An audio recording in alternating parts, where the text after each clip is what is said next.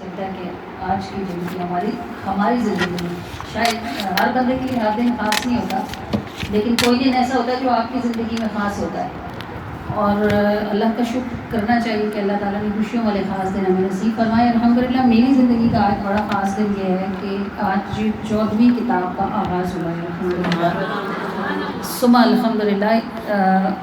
اللہ کریم کو کا یعنی لفظ نہیں ہوتے، بندے کے پاس کوئی انداز نہیں ہوتے، اور جب یہ وقت آتا ہے تو سچی بات ہے آنسو بھی خشک ہو جاتے ہیں۔ سمجھ نہیں آتی کہ بندہ اپنے رب کا شکر، اپنے رب کی نعمتوں کا شکر کس طرح سے ادا کرے۔ الحمدللہ ثم الحمدللہ۔ نعت خوان عورتوں میں یہ الحمدللہ کہ میرے آقا کریم نے اتنی سیڑھیاں مجھے چڑھائیں۔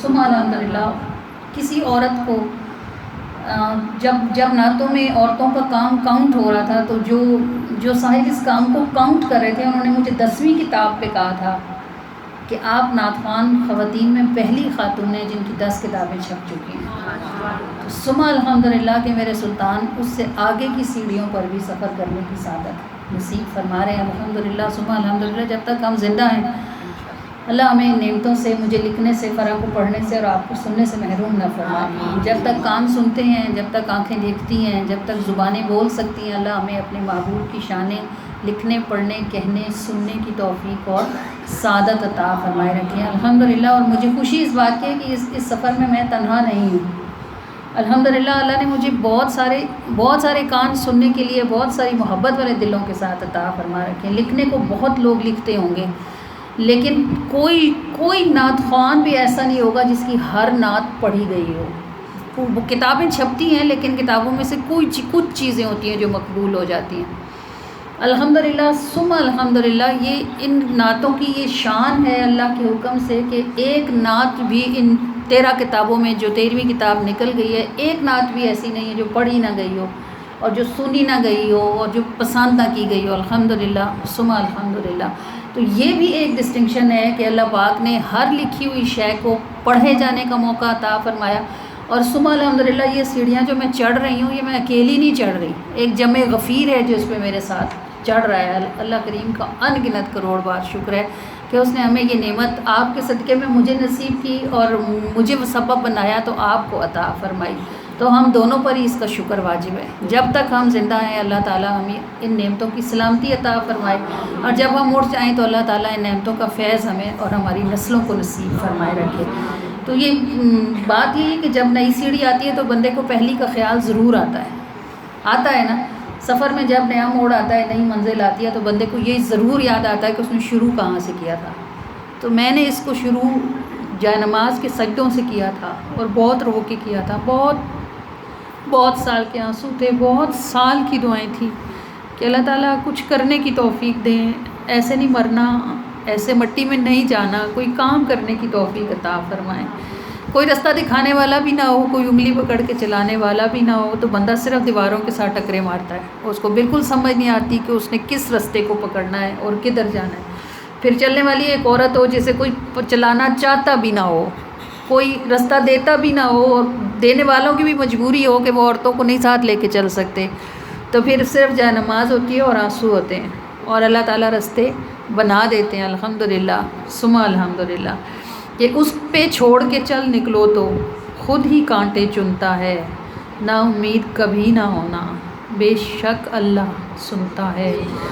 اس پہ چھوڑ کے چل نکلو تو خود ہی کانٹے چنتا ہے، نا امید کبھی نہ ہونا بے شک اللہ سنتا ہے۔ ایک ہی تال پہ سریں لگاؤ جیسے دنیا دھنتا ہے۔ مانگنے کا سلیقہ یہی ہوتا ہے نا، یہ جو چھوٹے بچے ہوتے ہیں یہ جتنے مرضی بدتمیز ہوں، ضدی ہوں، یہ آتے ہیں اور اپنی امی کے پاس، اپنے ابو کے پاس آ کے ان کا رونا بند نہیں ہوتا جب تک ان کی بات پوری نہیں ہو جاتی۔ ہم کہتے ہیں بڑے بدتمیز ہیں، ان کو سینس نہیں ہے، بات نہیں سنتے، ڈھیٹ ہیں، مگر وہ اپنا کام کرا کے ہٹتے ہیں۔ کیوں کہ وہ باتوں سے بہلتے نہیں ہیں اور انہیں پتہ ہوتا ہے کہ وہ روئیں گے تو ان کا کام بن جائے گا۔ تو جیسے بچہ اپنی ماں سے لیتا ہے یا باپ سے لیتا ہے نا، بالکل اسی طرح بندہ اپنے رب سے لے سکتا ہے جب وہ ضد لگا کے بیٹھ جائے کہ میں نے لینا ہی ہے، بس لے کے ہی جانا ہے، مجھے تیرے سوا کس نے دینا۔ میں بھی اللہ کو یہی کہتی تھی بھی تو اللہ ہے، تجھے کیا فرق پڑنا ہے، اگر مجھ جیسی کو بھی دے گا تو تجھے کسی نے پوچھنا تو نہیں ہے کہ اس کو کیوں دیا ہے۔ تو تیرے پاس تو میری جیسی ان گنت کروڑ ہوں گی، میرے پاس تیرے جیسا ایک بھی نہیں، تو میں کدھر جاؤں؟ یہی دروازہ ادھر سے ہی اٹھانا ہے، ادھر سے ہی ملے گا، یہیں سے لوں گی، تو نہیں دینا ہے۔ تو ایک ہی تال پہ سریں لگاؤ، جیسے دنیا دھنتا ہے، دیر سویر میں حکمت ہے پر بے شک اللہ سنتا ہے۔ اور دعا کی ڈور میں آنسو موتی، بن لے جتنا بنتا ہے، تانا بانا جڑا رہے تو بے شک اللہ سنتا ہے۔ اور بندہ تو گندا مندہ ہے، پاپ تو وہی پنتا ہے، سچی توبہ جو بھی کر لے بے شک اللہ سنتا ہے۔ دیکھیں، اچھے ہونے سے پہلے سب گندے ہوتے ہیں، نیک ہونے سے پہلے سب برے ہوتے ہیں، لیکن جب بندہ اپنے رب کی بارگاہ میں توبہ سچی کر لیتا ہے تو اللہ تعالیٰ وہ سن لیتا ہے اس کی توبہ۔ پھر اگر وہ گرے بھی تو اس کا رب اس کو گرا رہنے نہیں دیتا، اس کو غیرت آتی ہے کہ یہ شیطان کا ہاتھ چھوڑ کے میرے پاس آیا تو میں اس کو چھوڑ دوں تاکہ وہ پھر اٹھا لے، نہیں، وہ پھر اٹھا لیتا ہے اپنے بندے کو۔ بات صرف اتنی سی ہوتی ہے کہ ہم نے نیت پکی کی ہو کہ اب ہم نے گناہ نہیں کرنا، پھر بھی اگر ہو جاتا ہے اور ہم گر جاتے ہیں تو اللہ ہمیں گرا نہیں چھوڑتا، وہ ہمیں اٹھا ہی لیتا ہے۔ بندہ تو گندا مندہ ہے، پاپ تو وہی پنتا ہے، اور سچی توبہ جو بھی کر لے بے شک اللہ سنتا ہے۔